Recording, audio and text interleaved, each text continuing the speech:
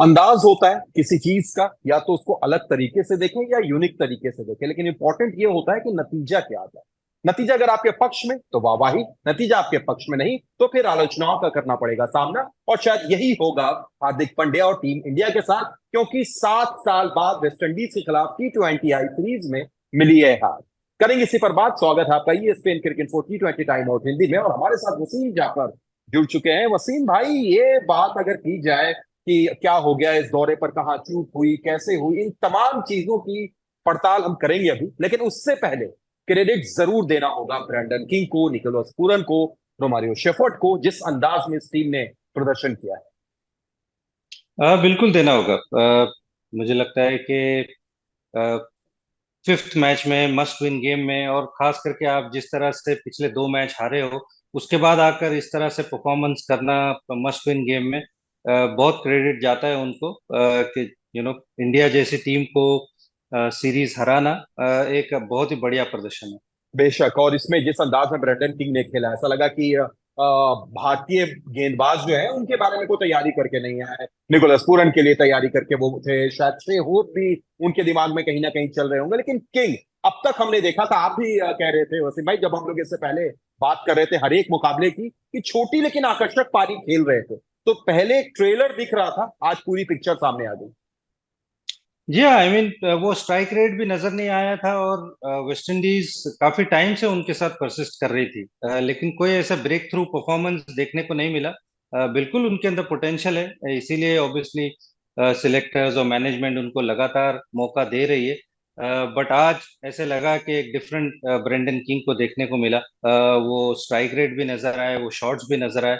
और जब आप वो जो स्टार्ट आपको मिलता है, वो आप 40-50 की बजाय आप 80-85 बनाते हो, तो आपकी टीम बहुत आसानी से जीत जाती है। ये हमने सूर्य कुमार यादव के साथ भी देखा था, और ये ब्रेंडन किंग के साथ भी देखा। तो एक कमाल की परफॉर्मेंस, जैसे मैंने कहा, एक मस्ट विन गेम के अंदर आप करते हो, जो आपको सीरीज जिताती है, तो उसका उसका आनंद कुछ और ही होता है। और निकोलस पूरन, तो अगर वो तीनों ही मैच जो वेस्ट इंडीज जीती है, उसमें मुझे लगता है उनका बहुत बड़ा हाथ रहा है कहीं ना कहीं। तो ये दोनों बल्लेबाज, उसके अलावा रोमारियो शेफर्ड की आपने बात की, अकील हुसैन का भी मैं नाम लूंगा, कि उन्होंने भी जिस तरह से गेंदबाजी की है थ्रू आउट द सीरीज, कमाल की परफॉर्मेंस की।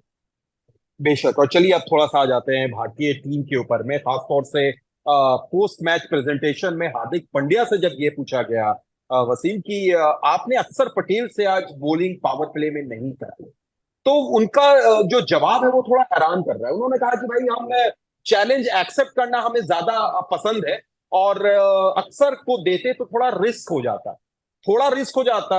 वसीम भाई, इसका मतलब ये साफ है कि शायद आपको भरोसा नहीं है अपने उस गेंदबाज पे। जी हाँ, आई मीन ऑब्वियसली डिसअपॉइंटिंग है, क्योंकि पिछले दो मैच में थोड़ा सा उनके ऊपर फेथ दिखाया, और उन्होंने अच्छा भी गेंदबाजी की, लेफ्ट हैंडर्स के विकेट भी लिए, और डिसेंट बॉलिंग की। और मैं एक्चुअली एक्सपेक्ट कर भी रहा था कि अगर निकोलस पूरन होंगे तो शायद हार्दिक पांड्या उनको बॉलिंग नहीं देंगे। और ये बात कई गुना तक मतलब सही साबित हो गई कि एक ओवर ही उनसे गेंदबाजी कराई गई। मुकेश से भी एक ही ओवर गेंदबाजी कराई गई। तो ये तो पैटर्न हम देखते आ रहे हैं कि कोई ना कोई एक बॉलर अंडर बोल्ड हो ही जाता है। तो अगेन वो थोड़ा सा कंसर्न जो हमको था, कि हम लोग एक बैट्समैन क्यों ना ज्यादा खिला लें और नंबर 8 तक हमारी बैटिंग हो जाए।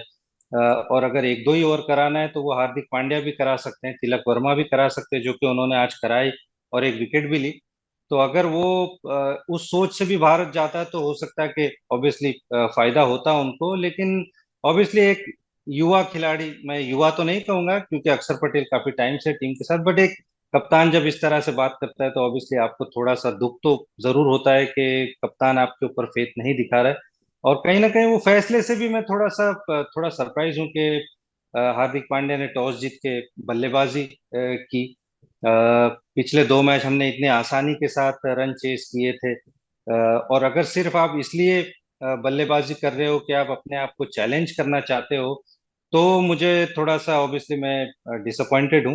अगर हाँ, कंडीशंस वैसी है कि वो डिमांड करती है कि बॉल बाद में स्पिन होने वाला है या तकलीफ देने वाला है, तो अंडरस्टैंडेबल है। बट सिर्फ चैलेंज करने के लिए आप अगर सीरीज को दाव पे लगाते हो, तो ये थोड़ी सी मुझे सोच बड़ी डिसअपॉइंटिंग लगती बिल्कुल, और वसीम भाई आपने जिस अंदाज में कहा कि आपसे थोड़े से उम्मीद आप कर रहे थे इस बात की कि अगर निकोलस पूरन वहां रहते हैं तो शायद बाएं हाथ का गेंदबाज नहीं आएगा। पर हम मैं थोड़ा सा आपको दूसरी तरफ ले जाऊं, अगर आप देखें वेस्ट इंडीज की तरफ, उनके कप्तान की तरफ, अकील हुसैन से उन्होंने या तो पहला ओवर कराया है या दूसरा ओवर कराया है, वो भी तब जब आपके सामने यशस्वी जायसवाल हो, या अगर और पीछे आप चले जाए तो ईशान किशन भी पहले 2 T20 आई में थे। तो उसके बावजूद अकिल ने अच्छी गेंदबाजी की, और आप उस गेंदबाज को बाहर रख रहे हैं जिसने इसी श्रृंखला में कुछ मैच पहले बड़ी तगड़ी गेंदबाजी की थी, नई गेंद। जी, आई मीन थोड़ा सा मैं उसी बात पे थोड़ा सा इंसिस्ट करूंगा कि थोड़ी सी हमारी स्ट्रैटेजी ऐसे लगा कि कई मर्तबा चेंज हुई। एक बार एक मैच में हमने देखा कि कुलदीप यादव ने भी पावर प्ले में, सॉरी यजुवेंद्र चहल ने भी बॉलिंग की पावर प्ले में, अक्षर पटेल ने भी की। फिर एक मैच में या दो मैच में हम फास्ट बॉलर्स के साथ में गए, तो ये स्ट्रैटेजी लगातार हमको ऐसा लगा कि चेंज होती रही, जहाँ पे वेस्ट इंडीज थ्रू आउट उन्होंने अकील हुसैन पे ट्रस्ट दिखाया, चाहे वो लेफ्ट हैंडर हो या राइट हैंडर हो।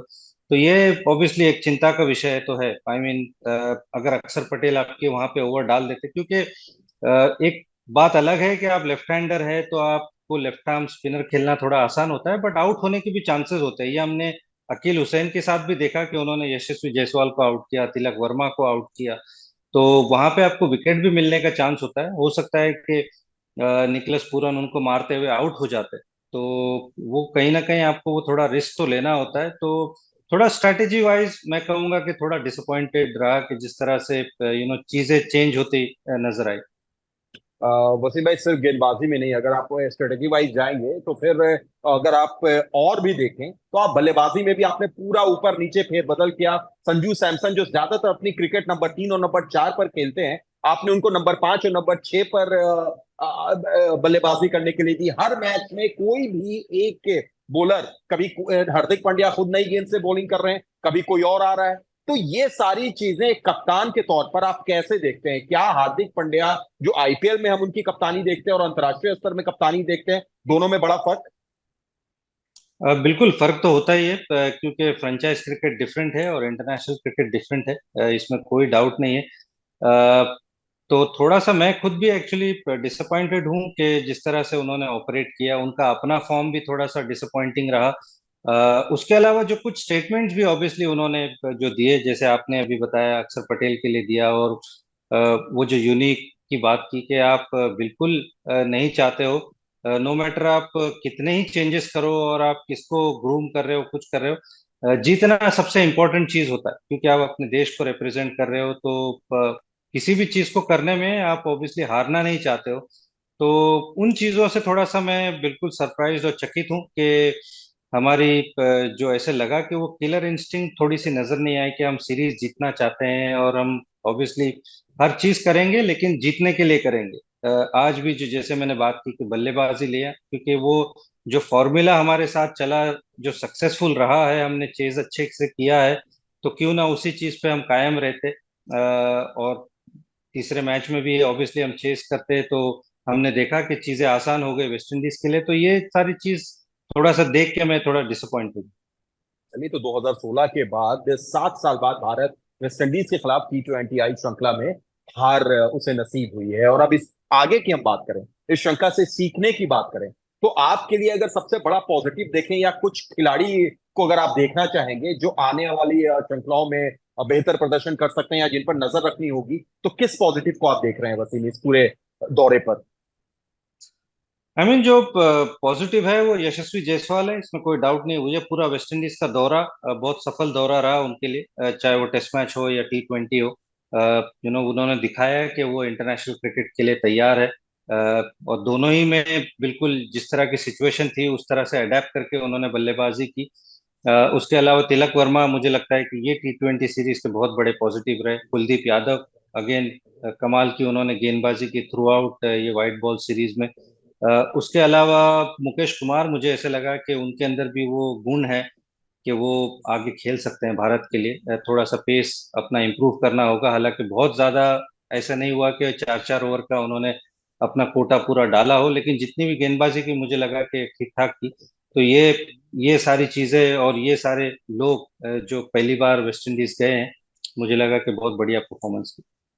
और कहाँ पर थोड़ा होमवर्क करने की जरूरत है, क्योंकि अगला जो आपका दौरा है, अगली जो सीरीज है वो बस 2 से 3 दिन बाद आयरलैंड में होनी है। कप्तान नए होंगे, टीम नई होगी, कुछ युवा खिलाड़ी होंगे, तो क्या होमवर्क आप देख रहे हैं वसीम? आई मीन सबसे बड़ा जो मेजर कंसर्न है वो ऑब्वियसली हमारी जो बैटिंग नंबर 7 पे फिनिश हो रही है, ये बहुत बड़ा कंसर्न है, क्योंकि इस टेम्पलेट से डेफिनेटली हम खेल नहीं सकते। खास करके हम आईसीसी इवेंट्स की बात करें या कोई भी वर्ल्ड की जो टॉप रैंकिंग टीम है उनके सामने हम इस स्ट्रैटेजी से नहीं उतर सकते। तो हमको वो आइडेंटिफाई करना होगा कि हमारे नंबर 8 और नंबर 9 तक हमारी बल्लेबाजी हो। और उसके अलावा जो हमारे जो बल्लेबाज जो गेंदबाज हैं जो नंबर 8 9 10 11 पे खेलते हैं उनको अपनी बल्लेबाजी थोड़ी सी इंप्रूव करनी होगी, क्योंकि अगर हम देखें तो नंबर 8 9 10 11 में हमारे किसी के पास वो बाउंड्री हिटिंग या सिक्स हिटिंग एबिलिटी नहीं है, जो हमने वेस्ट इंडीज में देखी कि उनके पास ओडियन स्मिथ है, रोमारियो शेफर्ड है, अकील हुसैन है। नंबर 10 तक उनकी बल्लेबाजी है कि अगर जरूरत पड़ी तो वो बाउंड्री सिक्सेस लगा सकते हैं। तो ये मुझे लगता है कि थोड़ा सा सिलेक्टर्स को और टीम मैनेजमेंट को ये चीज पे काम करना होगा। थोड़े ऑलराउंडर्स को मुझे लगता है कि ग्रूम करना होगा इन फ्यूचर, चाहे वो शिवम दुबे हो, वेंकटेश अय्यर हो, वॉशिंगटन सुंदर हो, शाहरुख खान का भी मैं नाम लूंगा, क्योंकि वो भी नंबर 6 7 पे बैटिंग करते हैं, फिनिशर का रोल करते हैं, ऑफ स्पिन गेंदबाजी करते हैं। तो इन तरह के जो ऑलराउंडर्स हैं, कि क्योंकि ये नेम ऑफ द गेम इस फॉर्मेट का यही है कि आपको आपकी बल्लेबाजी नंबर 9 नंबर 10 तक हो, आपके पास 6 7 बॉलिंग ऑप्शन हो। अगर हम इंग्लैंड को देखें जो वर्ल्ड कप विनर है, तो उनकी टेम्पलेट यही रही है कि उनके पास बहुत सारे ऑप्शंस है, ऑलराउंडर्स है। तो कहीं ना कहीं सिलेक्टर्स को और टीम मैनेजमेंट को, क्योंकि 10 महीने के बाद वर्ल्ड कप है, इन्हीं कंडीशंस में वर्ल्ड कप होने वाला है, तो इस तरफ मुझे लगता है कि हमको डेफिनेटली काम करने की जरूरत बेशक ज्यादा दिन है नहीं अब वर्ल्ड कप में, और उससे पहले वनडे वर्ल्ड कप भी है, तो आपको बहुत ज्यादा प्रिपरेशन का मौका इस दौरान मिलेगा नहीं। हाँ, आईपीएल जरूर रहेगा और कुछ श्रृंखलाएं जरूर रहेंगी, तो उम्मीद तो रहेगी कि भारतीय टीम कुछ सबक सीखे। ये कड़वी याद जरूर है, लेकिन कहीं ना कहीं आगे चलने के लिए बहुत ज्यादा एक अच्छा सबक भी कहा जाएगा। बहुत बहुत शुक्रिया वसीम, इस पूरे दौरे पर आप हमारे साथ जुड़े, आपने बात की, और आने वाले समय में आने वाली श्रृंखलाओं में भी आप पर जरूर आपके सटीक एनालिटिक के लिए आपका साथ मिलेगा वसीम। बहुत बहुत शुक्रिया जुड़ने के लिए। आप देख रहे थे ESPN cricket 40 20 time out Hindi.